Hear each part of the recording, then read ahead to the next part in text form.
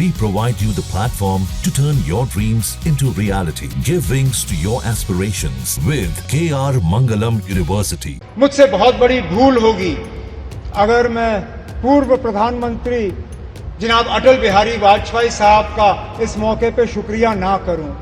यहां Katra railway station का inauguration किया, उसके बाद लगातार 3 बार इलेक्शन जीत के आप वजीर आजम इस मुल्क के बने रहे कि उस प्रोग्राम में 4 लोग शामिल थे, 4 आज भी इस स्टेज पे आपके साथ बैठे हैं। मनोज सिन्हा साहब की अगर आप देखें तो माता की कृपा से प्रमोशन हुआ, मेरी अगर आप माने तो थोड़ा सा डिमोशन हुआ। मैं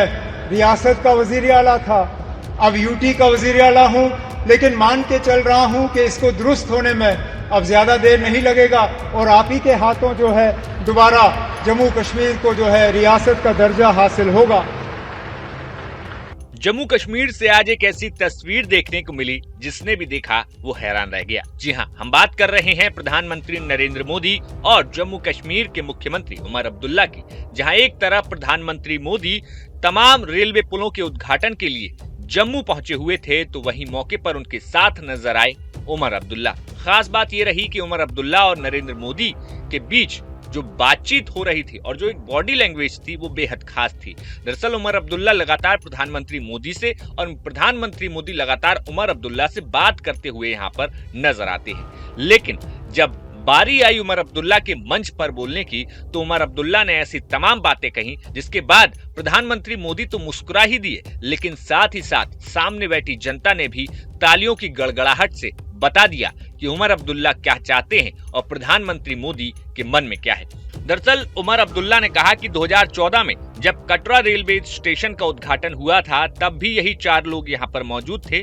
और जबकि रेलवे राज्य मंत्री के तौर पर मनोज सिन्हा थे जो कि अब जम्मू कश्मीर के उपराज्यपाल हैं, पदोन्नत हो गए हैं, लेकिन मुझे एक राज्य के सीएम के तौर पर, केंद्र शासित प्रदेश के सीएम के तौर पर मतलब डिमोशन हुआ है। साथ ही उमर अब्दुल्ला ने आगे कहा कि हमें पता है कि आगे चीजें सामान्य हो जाएंगी और प्रधानमंत्री मोदी द्वारा जम्मू कश्मीर को फिर एक बार पूर्ण राज्य का दर्जा दिया जाएगा। साथ ही एक बड़ी बात और कही कि मैं आज के दिन पूर्व प्रधानमंत्री अटल बिहारी वाजपेयी को नहीं भूल सकता। मुकद्दर कहिए,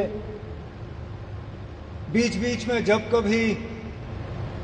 रेल के कोई बड़े प्रोग्राम हुए तो कहीं ना कहीं मेरी खुशकिस्मती रही है कि उनके साथ मुझे जुड़ने का मौका मिला। पहली बार जब अनंतनाग रेल स्टेशन का इनॉग्रेशन हुआ उसमें, जब बानिहाल रेल टनल खुला उसमें, और मेरी शायद पहली हुकूमत का आखिरी प्रोग्राम ठीक इसी जगह आपके साथ 2014 में। और इत्तेफाक की बात यह है वजीर आजम साहब कि उस प्रोग्राम में 4 लोग शामिल थे, 4 आज भी इस स्टेज पे आपके साथ बैठे हैं। आप उस वक्त पहली मर्तबा वजीर आजम बने थे, इलेक्शन के ठीक बाद आप यहां आए और आपने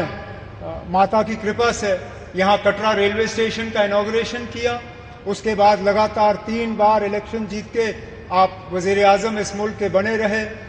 आपके साथ आपके MOS PMO doctor Jitendra Singh साहब वो भी उस प्रोग्राम में मौजूद थे। यहां तक कि हमारे माननीय लेफ्टिनेंट गवर्नर साहब मनोज सिन्हा साहब उस वक्त एमओएस रेलवेज की जिम्मेदारी संभाले हुए थे जब यहां कटरा रेलवे स्टेशन का इनॉग्रेशन हुआ, और खुद मैं वजीर आला के तौर पे मनोज सिन्हा साहब की अगर आप देखें तो माता की कृपा से प्रमोशन हुआ, मेरी अगर आप माने तो थोड़ा सा डिमोशन हुआ। मैं रियासत का वजीर आला था, अब यूटी का वजीर आला हूं, लेकिन मान के चल रहा हूं कि इसको दुरुस्त होने में अब ज्यादा देर नहीं लगेगा और आप ही के हाथों जो है दोबारा जम्मू कश्मीर को जो है रियासत का दर्जा हासिल होगा। वजीर आजम साहब, इस रेल के ख्वाब बहुत लोगों ने देखे,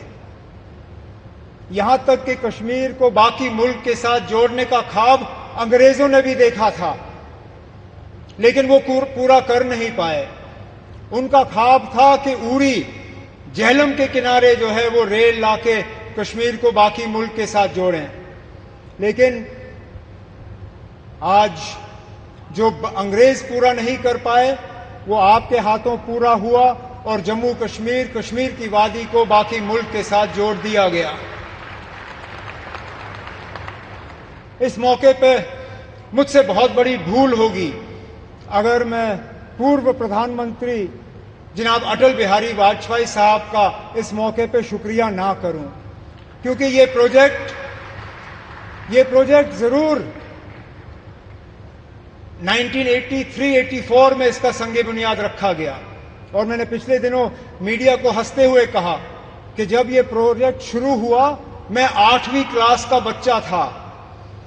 आज मेरी उम्र 55 हो गई है, मेरे बच्चे भी कॉलेज पार कर गए हैं, अब जाके ये प्रोजेक्ट मुकम्मल हुआ और ये तब हुआ जबकि वाजपेयी साहब ने इसको प्रोजेक्ट ऑफ नेशनल इंपॉर्टेंस का दर्जा देके इसमें बजट में जो है प्रावधान करके ये प्रोजेक्ट आज मुकम्मल हुआ।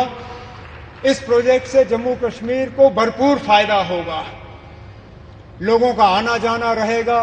टूरिज्म से इसको फायदा होगा, यहां के रहने वालों को फायदा होगा। जैसे मैं आपको अभी कह रहा था, यहां बारिश पड़ते ही जब हाईवे बंद हो जाता है तो जहाज वाले हमें लूटना शुरू कर जाते हैं। जो 5,000 की टिकट होती है वो अचानक घंटों के अंदर 20,000 की टिकट हो जाती है। इस रेल के बनने से कम उन जहाज वालों की जो लूट रहती है टिकटों की वो कम हो जाएगी और हमारा आना जाना आसान रहेगा। इसी तरह हमारा मेवा, हमारा फ्रूट, कश्मीर के सेब, कश्मीर के चेरी, कश्मीर के और सारी चीजें जो हैं, मैं उम्मीद करता हूं कि अब रेल के जरिए मुल्क के बाकी मार्केटों में इनको पहुंचाने का काम होगा और दुनिया भर की मार्केटों में जो है वो हम पहुंचा पाएंगे। वजीर आजम साहब, आज आपके शुभ हाथों से ये एक और इंफ्रास्ट्रक्चर प्रोजेक्ट जम्मू कश्मीर का जो है मुकम्मल हुआ है। इसी तरह के कई और प्रोजेक्ट जो हैं वो तेजी से आगे बढ़ रहे हैं, चाहे जम्मू का रिंग रोड हो, चाहे श्रीनगर का रिंग रोड हो, चाहे दिल्ली अमृतसर कटरा का एक्सप्रेसवे हो, चाहे जम्मू श्रीनगर 4 लेनिंग हाईवे का काम हो, जम्मू एयरपोर्ट के एक्सपेंशन का काम, श्रीनगर एयरपोर्ट के एक्सपेंशन का काम, जम्मू ये रेलवे के नेटवर्क का एक्सपेंशन, इन सब चीजों को जो है तेजी से मुकम्मल करके हमारा पूरा इरादा है और हमारी मुकम्मल कोशिश है कि जो विकसित जम्मू कश्मीर, विकसित भारत का जो आपने नारा दिया है उसको पूरा रंग भर के हम मुकम्मल करके यहाँ के लोगों के हवाले कर लेंगे। लेकिन आज इस मौके पे जम्मू कश्मीर के लोगों की तरफ से वजीर आजम साहब, मैं आपका दिल की गहराइयों से इस मौके पे शुक्रिया। बता दें कि आज ऑपरेशन सिंदूर को 1 महीना पूरा हो चुका है। 22 अप्रैल को कश्मीर की बैसरन घाटी में आतंकी हमले के बाद भारतीय सेना ने पाकिस्तान को गहरा जख्म दिया था, लेकिन हमले के बाद जम्मू कश्मीर से लेकर कश्मीर तक आतंकवाद के खिलाफ खड़ा हो गया और जब प्रधानमंत्री मोदी जम्मू कश्मीर पहुंचे तो फिर एक बार जम्मू कश्मीर एक साथ खड़ा नजर आया। फिलहाल उमर अब्दुल्ला ने कश्मीर में हुए हमले के बाद पहली बार पूर्ण राज्य की बात की, फिर से पीएम मोदी के सामने कही। ऐसे में अब ये देखना होगा कि आगे आने वाले समय में इस मुद्दे पर केंद्र सरकार क्या कुछ फैसला लेती है। Bureau report, news nation. जहां भक्ति है हर शब्द में, कथाओं में छुपे हैं दिव्य रहस्य और ज्योतिष देता है जीवन को दिशा। धर्म से जुड़ी हर बातों को जानने के लिए हमारे चैनल स्तुति को सब्सक्राइब करें। चैनल पर जाने के लिए इस लिंक पर क्लिक करें।